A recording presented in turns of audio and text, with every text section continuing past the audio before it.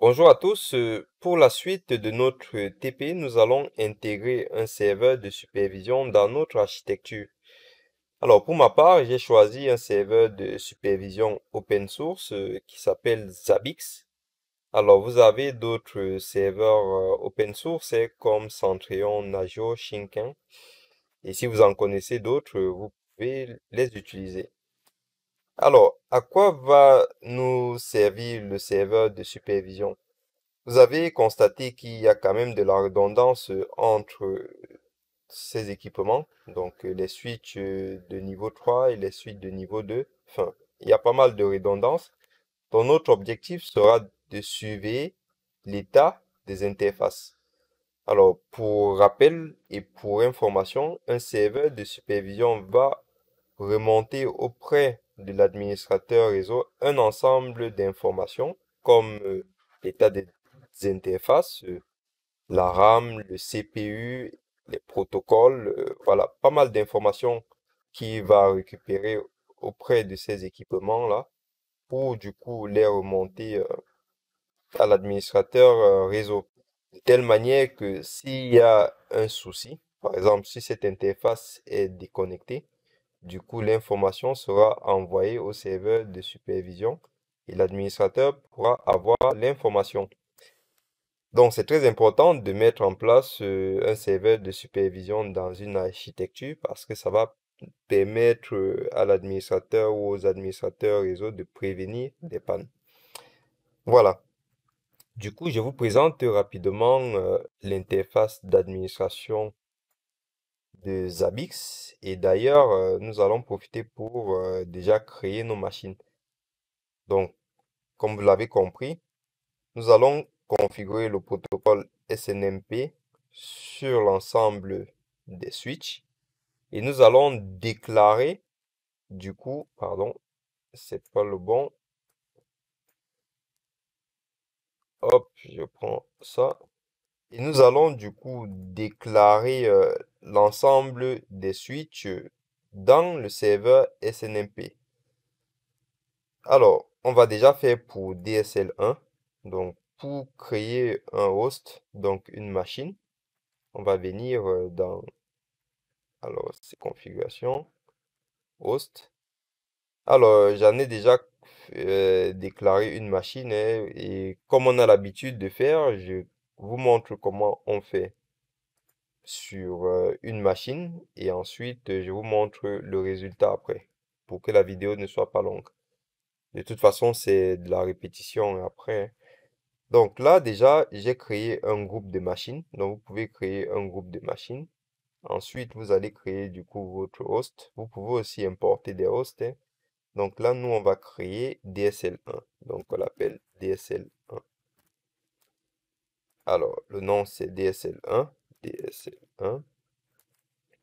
Alors, le groupe ici, je l'avais appelé GNS3 host. Très bien. Au niveau de l'interface, donc c'est l'adresse IP.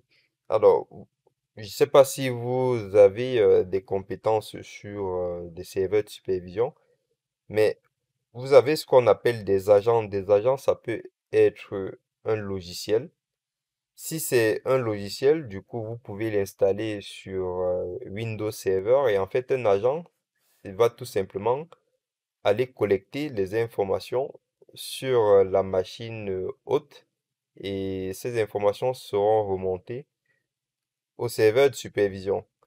Dans le cas où nous sommes sur des switches, vous voyez qu'on ne peut pas installer un logiciel sur un switch. Du coup, on va créer une configuration particulière.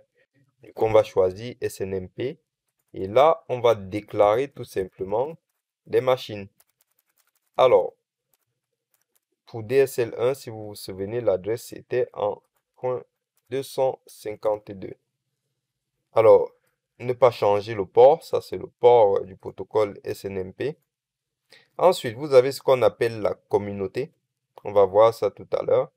Mais déjà, le protocole qu'on va choisir, c'est SNMP v3 parce qu'il est plus sécurisé. Donc, à ce niveau, je m'arrête là parce qu'il y a d'autres choses qu'on va rajouter ici. Mais on devra déjà les configurer sur le switch. Alors, aussi, donc, si vous installez un serveur de supervision, alors l'objectif, ce n'est pas de faire un cours sur le serveur de supervision, hein, mais là, voici l'adresse IP de notre serveur. Et c'est cette adresse-là qu'on va déclarer dans la configuration de nos switches. Donc, c'est celle-là. Alors, nous allons passer à la configuration sur DSL1. On fait un conf t, ensuite snmp-serveur. On va créer un groupe. Vous voyez, on vous demande de mettre un nom d'un groupe, GNS3 underscore SNMP. Ensuite, on fait un point d'interrogation. Choisissons la version 3 du coup. Point d'interrogation. Donc, au niveau de la version 3, il vous propose 3 niveaux de sécurité. Premier niveau, c'est de haute note prive. Cela signifie tout simplement que la communication entre le switch et le serveur de supervision Zabbix, donc il y aura une authentification, mais pas de confidentialité d'information. Donc pas d'algorithme de confidentialité. Du coup, si on choisit Note haute prive, cela signifie qu'on n'a ni authentification ni confidentialité. Et si on choisit prive, nous avons donc l'authentification et la confidentialité. Du coup, pour qu'on soit un peu plus souple au niveau de notre configuration, on va choisir juste l'authentification ici. Et ensuite, on fait un point d'interrogation. Il nous demande qu'est-ce que vous souhaitez faire. Est-ce que vous souhaitez écrire, vous souhaitez créer un contexte, vous souhaitez créer une notification. Nous, on va écrire, puisqu'on va envoyer les données. Vous faites un point d'interrogation et puis vous demande de donner un nom de lecture, d'écriture de données. Donc, on va l'appeler, alors, write view, on va l'appeler view default, comme ça. Entrée. Ensuite, on refait un snmp-serveur. On va créer un utilisateur qu'on va appeler admin. On fait un point d'interrogation. Il nous demande de mettre, d'associer cet utilisateur au groupe qu'on a créé ici. Donc, on choisit celui-là. Ensuite, on va choisir la version parce qu'il faut aussi qu'il soit en version 3. Hein. Donc, si vous êtes en version 2, ça ne risque, et que vous mettez version 3, version 2 au hasard, ça ne risque pas fonctionner. Donc, si vous êtes sur la version 3, restez sur la version 3. Alors, donc, version 3. Ensuite, on va donc choisir le niveau de sécurité pour l'utilisateur. Donc, on avait dit qu'on voulait juste l'authentification. Voilà. Et ensuite, il vous demande de mettre un protocole d'authentification. Donc, on va choisir le SHA. Alors, on va mettre le mot de passe. On va l'appeler Cisco 1, 2, 3. Donc, ça, c'est pour le mot de passe. Hein. Du coup, donc, je fais entrée, c'est bon. Ensuite, je fais un snmp-serveur. Et là, je vais déclarer notre serveur snmp. Donc, .6.241. Bien sûr, il faut lui donner aussi la version. Quoi. Et là, quand vous faites point d'interrogation, il vous demande du coup, on refait comme tout à l'heure. On fait un point d'interrogation et on lui donne, on l'associe à l'admin. Donc, il vous demande de choisir soit la communauté, mais nous n'avons pas créé de communauté. En gros, si vous choisissez le protocole SNMP V1 ou V2, vous allez choisir une communauté. Par contre, si vous choisissez le SNMP V3, vous choisissez l'utilisateur. Donc, on met admin et c'est terminé. Alors, ce n'est pas totalement terminé parce que si vous faites, hop, je vais monter SNMP. Nous avons dit qu'on voulait superviser alors, SNMP Ça, c'est la MIB. OK. Serveur. Nous avons dit qu'on voulait superviser uniquement les interfaces. Alors, vous avez un paramètre ici qui s'appelle trap. Donc, les traps, ce sont les informations que vous allez remonter. Par exemple, si je fais enable ici, il va vous dire trap. Donc, si vous faites point d'interrogation, voici ce qui peut vous remonter comme information IGRP, Ethernet, IPsec. Donc, vous voyez qu'il y en a pas mal. Nous, qu'est-ce qu'on veut? On veut remonter, par exemple, des trappes pour l'Ethernet. Donc, on fait comme ça. Point d'interrogation, CFM, point d'interrogation. On va remonter des alarmes. Alors, si vous faites, on va faire un show run.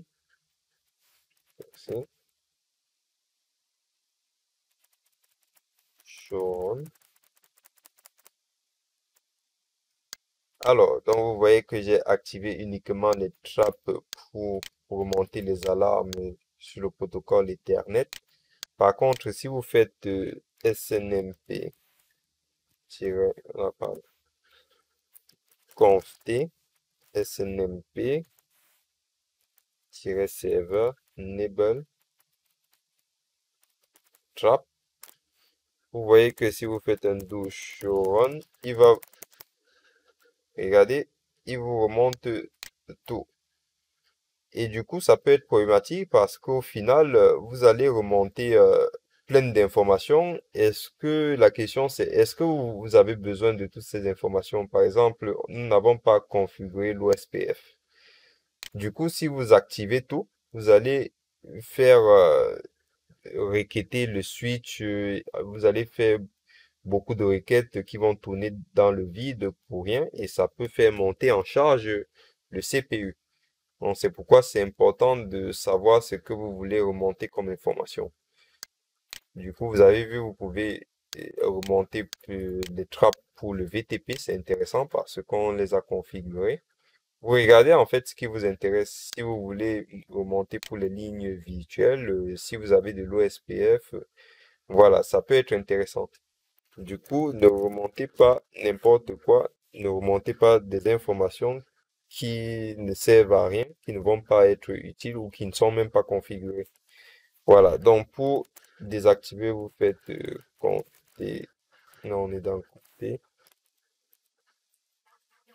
Vous faites un no comme ça. Et là, vous allez juste remonter au Ethernet. Voilà. Et là, alarme. Très bien. Donc, on en a terminé. Du coup, on revient sur le serveur. Et là, vous voyez, on pouvait configurer le contexte. On n'a pas configuré le contexte. Là, c'est le mot de passe admin. Du coup, vous voyez, on retrouve les mêmes informations ici, là, avec que nous avons configuré ici, avec autre, je ne sais plus où c'est, mais alors si je remonte plus haut, ce qui les a cryptés, c'est pour ça. Alors, mais sinon, on avait choisi ça. Voilà.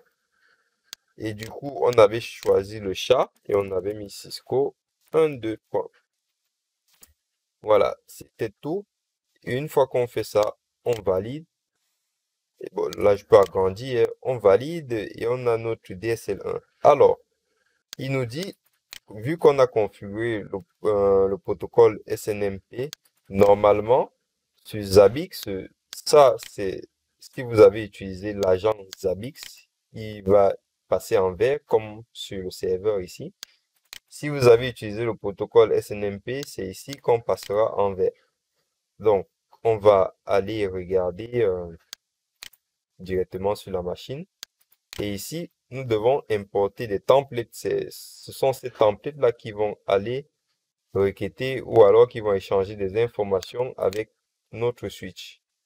Donc, on va prendre par exemple un template pour Cisco.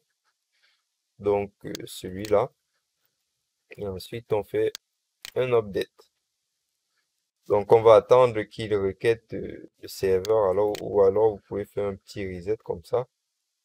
Et ensuite, on attend qu'il passe ses requêtes. Alors, ce qui peut aussi être intéressant pour voir si ça fonctionne, s'il y a du trafic, déjà on ping le serveur pour voir si 10.34.6.241. On voit donc on arrive bien à pinguer le serveur. Et est-ce que le serveur arrive à pinguer le switch? Donc ping 10.34.6.252. Donc c'est tout bon. Du coup, on peut mettre des debugs ici. Debug comme d'habitude, des debug SNMP get pour voir les paquets qui sont échangés. Et on va aller regarder ce qui se passe. Alors, item.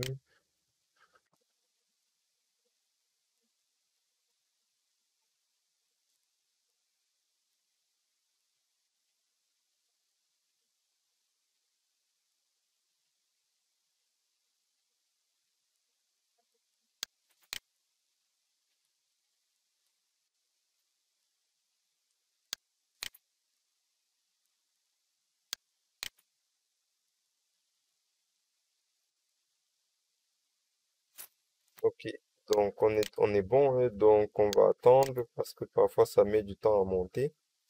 Ah, là il nous dit qu'il y a un problème.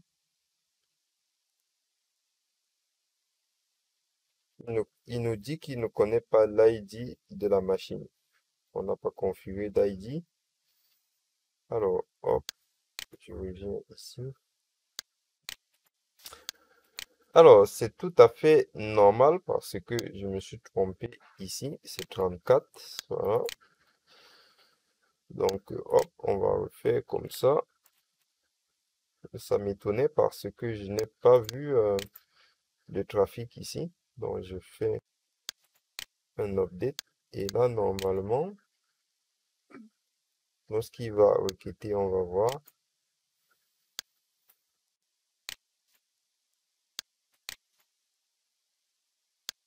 Et là, je vais faire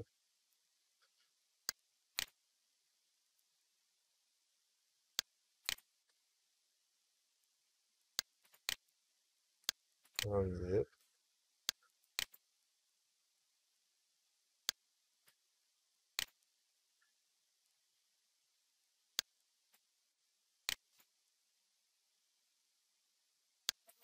Alors, donc vous avez vu, il commence à y avoir des échanges. Donc, je reçois bien des paquets ici. Donc, normalement, si c'est tout bon, il va passer en vert. Donc là, quand vous voyez des paquets UDP, cela signifie qu'il y a bien une communication. Donc là, voilà. Donc, il est passé en vert, le protocole est activé. Et là, vous pouvez du coup venir dans Item pour voir les informations qu'il a collectées. Alors, ce qui nous intéresse, ce sont les interfaces. Pour l'instant, on n'a pas encore d'informations. Donc, on va attendre qu'il nous remonte tout ça.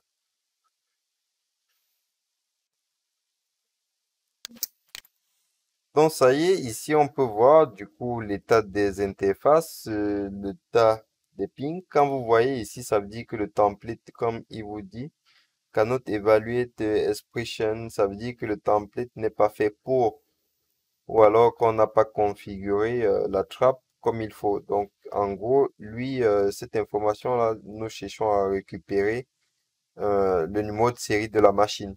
Donc, au niveau des interfaces, vous voyez qu'on a bien des interfaces qui sont down ici.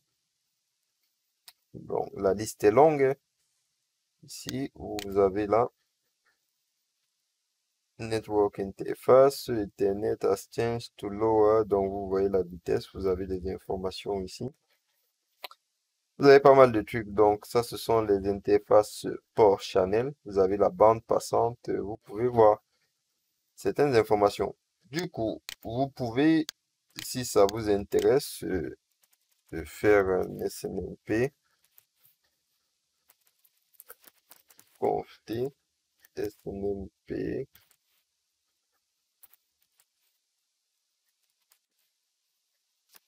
enable, on va dire trap, en interrogation. Alors, VLAN create pour voir les VLAN qui ont été créés, les VLAN qui ont été supprimés. Ensuite, il y avait hop, hop, hop, hop, hop, VTP, VTP, voilà.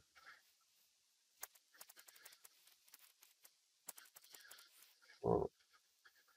Donc ici, je peux enlever les debugs hein, parce que j'ai vu quelle était l'erreur.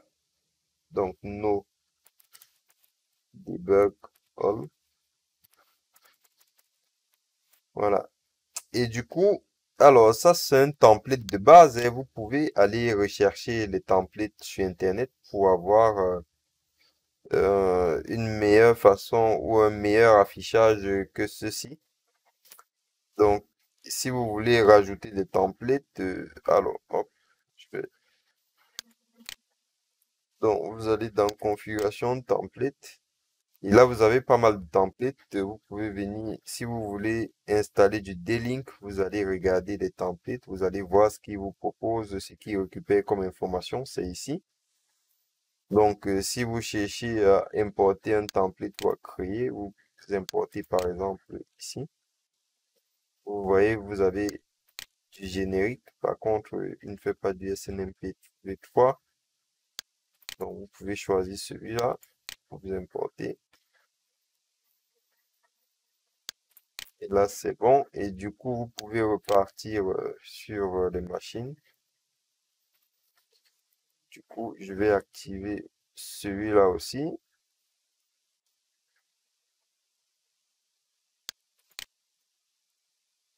Donc, s'il n'y a pas de template, le protocole ne fonctionne pas, hein. Donc, là, je tape par exemple template module interface. On va voir ce qu'il récupère. Donc, hop. Ensuite, vous pouvez avoir plusieurs templates aussi, hein.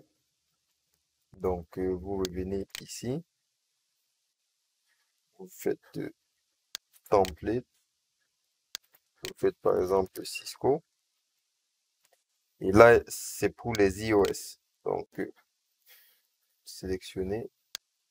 Vous faites un update. Et vous dit le template qu'on a récupéré ici permet déjà de récupérer des iOS. Donc, on fait un petit update et puis on attend qu'il récupère l'information. Du coup, vous avez vu comment ça fonctionne. Comme je disais tout à l'heure, si vous connaissez d'autres serveurs de supervision, vous pouvez essayer avec et ça fonctionne.